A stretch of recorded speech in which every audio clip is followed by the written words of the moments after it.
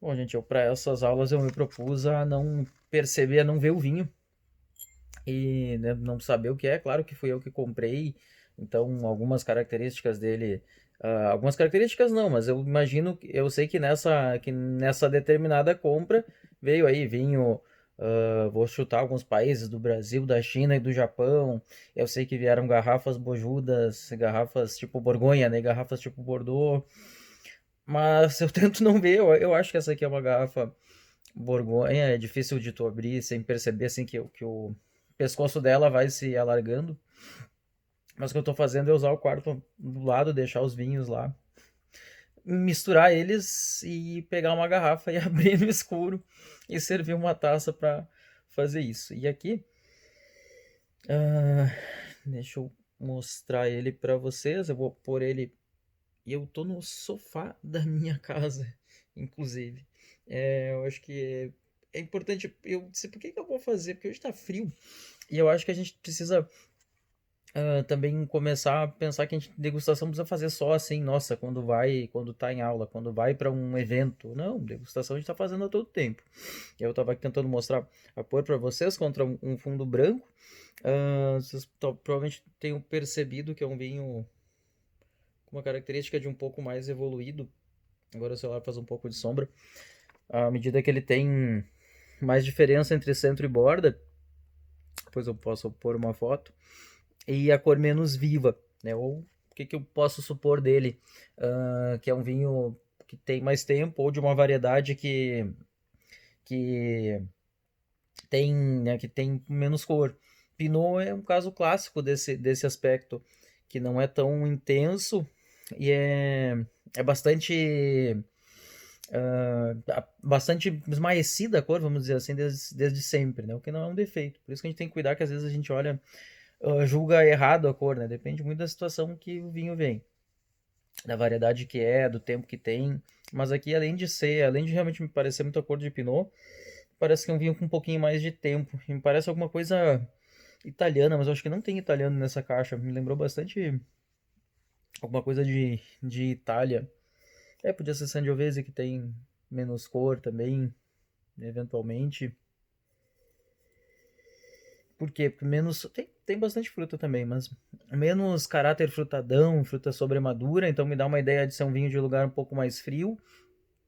Eu posso estar redondamente enganado, tá? Isso é importante dizer. E o fato de eu estar me enganando em relação ao que eu achei da origem do vinho, quer dizer que, por exemplo, ele pode vir ah, do Chile, que é um lugar, acho que não tem um vinho chileno. Não, não tem, eu não costumo comprar vinho chileno.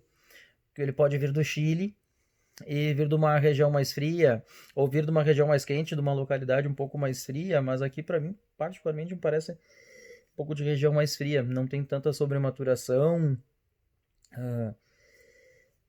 e alguns aromas não tão frutados, tão enjoados, e nada de fruta sobremadura. Eu ainda não pus na boca, né? Quando põe na boca, tu consegue confirmar isso, ou ao menos ter um pouco mais de certeza, à medida que ele tenha uma acidez mais alta ou mais baixa, né? Mas realmente um vinho que parece estar um pouco fechado ainda, com alguma coisa de até mesmo um morango, fruta vermelha, um pouco de groselha. Eu tô girando com a mão que eu não costumo fazer, eu sou destro, estou com a... tá tremendo o celular um pouco, que eu acabo tremendo inteiro. Hum,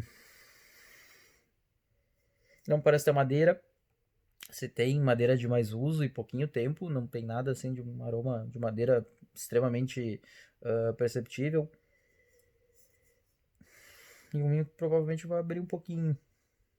Olha, tem até quando eu estiver girando aí, tava vendo na imagem, a cor um pouco mais, de fato, mais esmaecida, né? Um pouco de diferença entre centro e borda. Ela não é tão, ela é límpida, tudo bem, mas ela não é tão intensa. Ela é mais rubi no centro e um pouquinho, não chega a ser exatamente atijolado, mas menos intenso, menos vermelho, menos vivo na borda.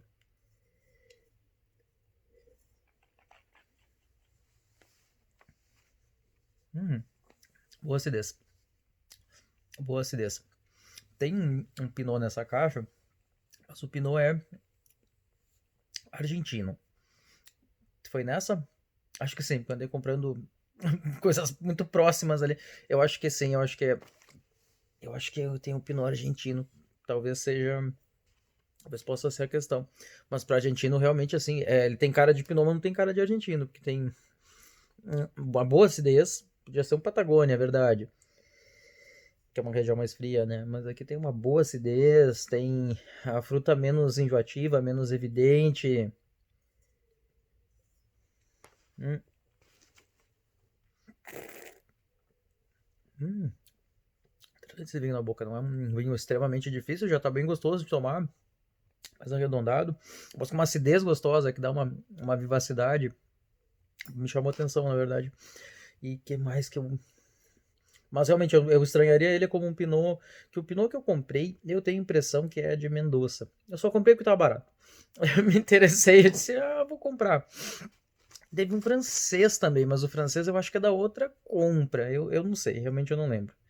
E sinceramente ele tem um acentinho de italiano. E ele tem uma outra coisa que me lembra o Pinot, um certo amargor.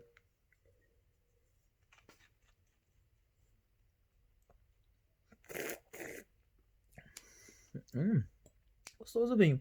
Nada de espetacular, mas um pouco acima da média óbvia de vinhos aí, argentinos e chilenos.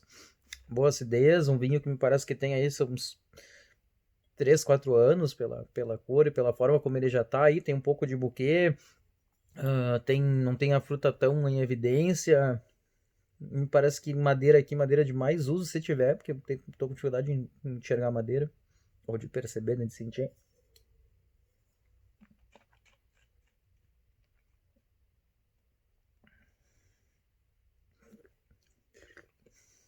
Não sei mesmo. Um, por isso que é legal degustar sem saber.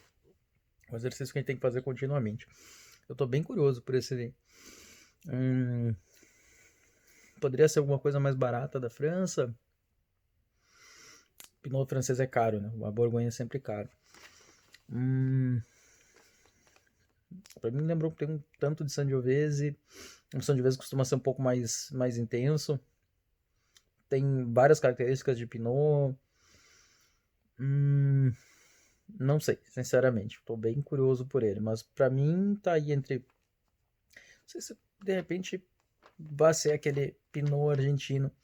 E que me chama a atenção, acidez boa, corpo um pouco de evolução, o corpo já um tanino mais sedoso, mais redondo, um vinho sápido, assim, gostoso de tomar.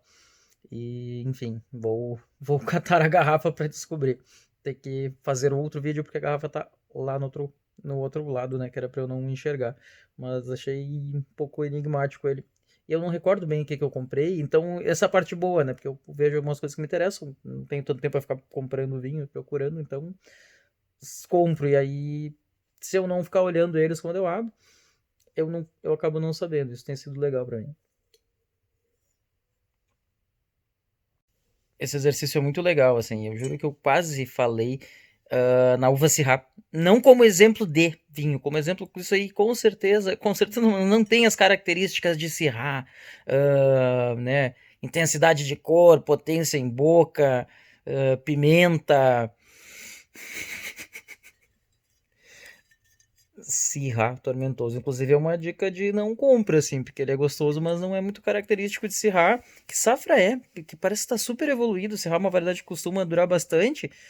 Pra ser um Syrah, se bem que eu já errei tanto que eu não vou me arriscar a achar que eu vou acertar mais coisa, mas pra Syrah, sinceramente, eu pensaria aí nos 5 anos, porque ele já tá bem. Pode ver que a cor não tem um azulado que costuma ter num Syrah. 2016, achei bem médio esse vinho, tá? É um vinho da Wine. Não quero fazer propaganda pra eles, mas enfim. E é um vinho que amadurece um bom tempo em carvalho, pelo visto. E é um vinho sul-africano, isso é uma coisa que me chama a atenção. A África tem regiões um pouco mais frias, até umas mais costais e coisa e tal. Tem o canto dos franceses lá, com vinhos mais equilibrados e tudo mais, mas eu achei a África um lugar mais quente, é um lugar de plena maturação. Esse aqui é o Costal, inclusive, ó, não fui tão longe na minha suposição, agora que eu vi. E eu faço uma certa questão de não ler muito sobre os vinhos que eu vou comprar. Eu vejo assim, se eles me interessam, vai pra frente. Pra eu poder ter esse tipo de experiência, que é uma coisa que eu acho que as pessoas têm que fazer, têm que se acostumar a fazer isso. E O que mais? Ó, 85 Syrah, 5% de Mourvèdre, que não é tão comum aqui pra gente. Aí no Vale de São Francisco, sim, mas aqui pra gente. Grenache também, né? Não é tanto daqui. Sanzô também pouco tem pra gente. Corte bem, bem francês, né? Só uvas francesas. Mas não animou o vinho. Efetivamente não foi o vinho assim do tipo que eu gosto. É nem esse. Eu gosto muito de Syrah, eu tava pensando no Syrah clássico, aquele Syrah bem intenso, pimenta, corpo, volume, e achei bem diferente do que eu esperaria de um Syrah.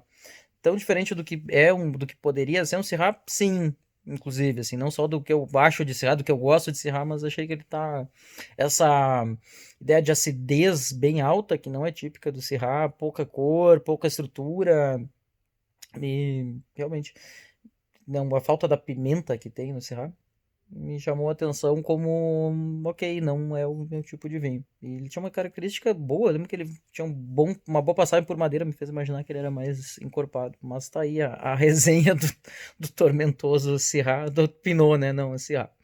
É, aí tá uma outra coisa, né? Aquela velha história. Não se metam a adivinhar castas. A gente tem que fazer. Esse é o exercício de a gente fazer.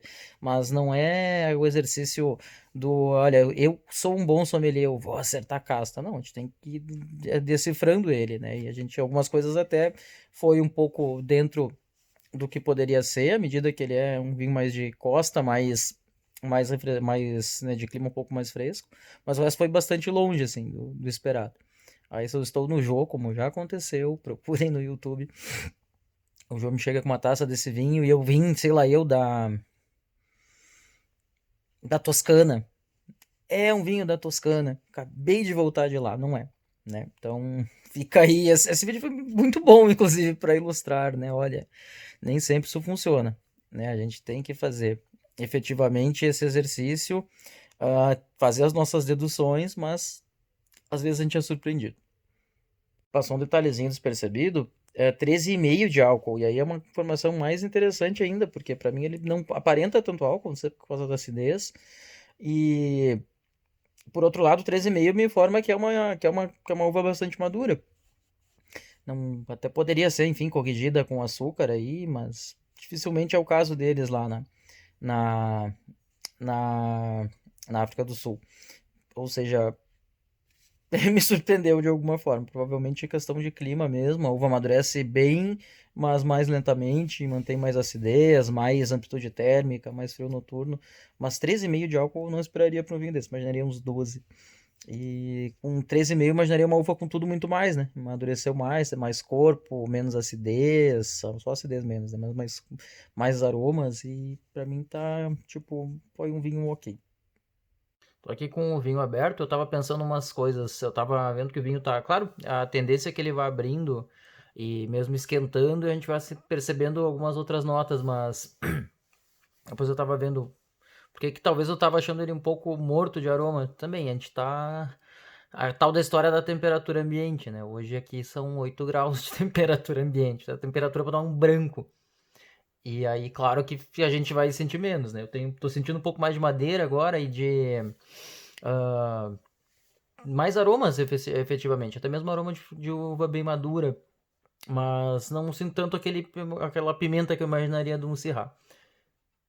De todo modo, as características que eles têm aqui, só pra gente dar uma olhadinha, e juro que o que eu tô falando não é sugestionado, eu nem vi a ficha ainda. Aqui as uvas que a gente tinha dito, né, a região mais costeira, e 13,5 de álcool, como eu tinha dito, mas aqui sim, ó, 15 meses de carvalho americano usado, então de alguma forma dá essa ideia de madeira, embora que seja por um longo tempo, com uma intensidade menor, assim, menos acachapante do caráter do vinho. Deixa eu ver. Rubi, olfativo, frutas negras maduras, pimenta preta, eu não senti muito. Esperava, porque esse ramo me lembra bastante pimenta preta. Tabaco eu acho que também, ervas também. Mas mais tem frutas vermelhas eu sentia. Médio corpo, taninos macios, boa acidez, concordo plenamente. Média presença de madeira, para mim, média até baixa. E um leve frutado, mas alguma coisa que me chamou atenção nele, um pouquinho do amargor que tá se intensificando, inclusive agora, e poderia ser eventualmente. tem algumas variedades que têm um amargor característico, algumas práticas podem acabar trazendo amargor, mas me lembra um pouquinho de amargor de madeira adicionada. Não é o que eles dizem aqui, eu acho que não estou concluindo nada, mas estou dizendo que tem um certo amargorzinho que de alguma forma até me lembra a, essa característica que passa às vezes quando usa madeira alternativa. 6 anos de guarda, eu acho que ele já está no limite dele e ainda está faltando 2. Vai começar a morrer, vai ficar mais sem graça. E decantação 20 minutos. Armação carne seca com purê de abóbora. Talharim com ragu de linguiça calabresa, acho que sim. Costelinha defumada, acho que todas elas iam bem. Carnes no geral, né? Como é quase sempre de serrar, mas ele é um pouco mais leve. Eu não iria em carnes, em coisas tão mais pesadas assim. Mas uma carne mais levinha e sem muita intensidade de sabor. Mas aí tá o vinho que a gente estava comentando. E vai dizer que agora que ele tá chambré, né, que é o que se traduz por temperatura ambiente, ou tá ficando chambré, que é a temperatura da câmera, né, do quarto, não a temperatura do ambiente externo, né, como tá aqui. Aqui dentro deve estar uns 15 graus, possivelmente, e fora tá menos, tá aos seus 8.